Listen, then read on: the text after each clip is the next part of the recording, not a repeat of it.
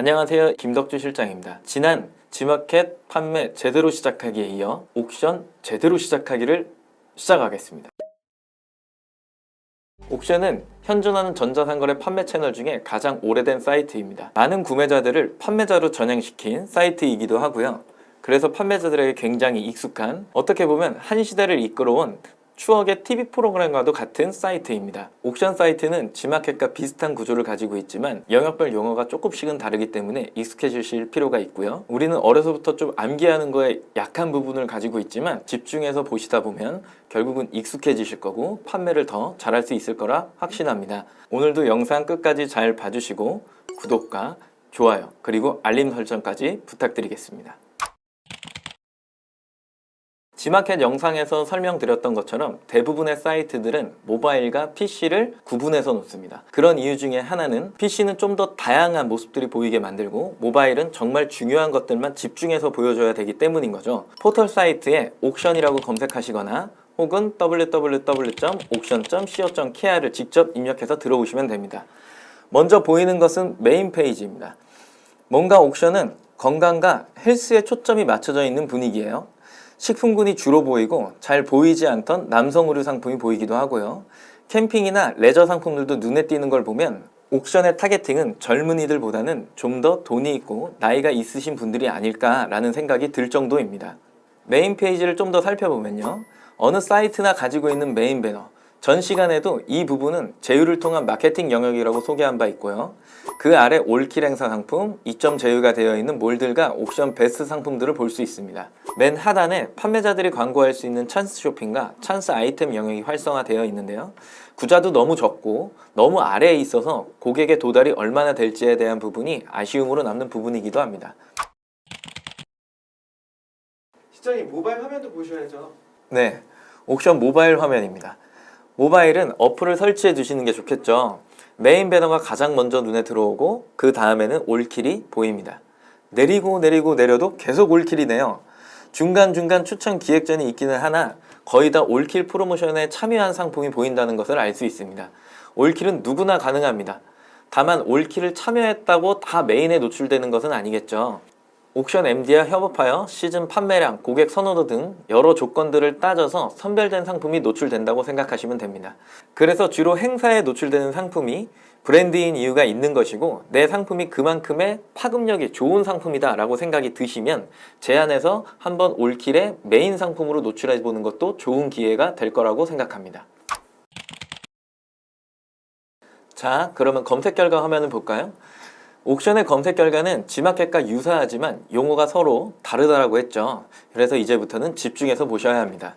먼저 영역은 찬스 쇼핑, 파워 클릭, 파워 등록, 파워 클릭 라이트, 스마일 배송, 프리미엄 등록, 일반 상품으로 구성되어져 있어요. 찬스 쇼핑, 파워 클릭, 파워 등록, 파워 클릭 라이트 상품은 키워드 광고로 분류되고 프리미엄 상품은 리스팅 광고로 분류됩니다. 스마일 배송 상품은 입점한 판매자에 한해서 노출되고 그럼 일반 상품은 뭐야? 라고 한다면 그냥 등록한 상태를 말합니다.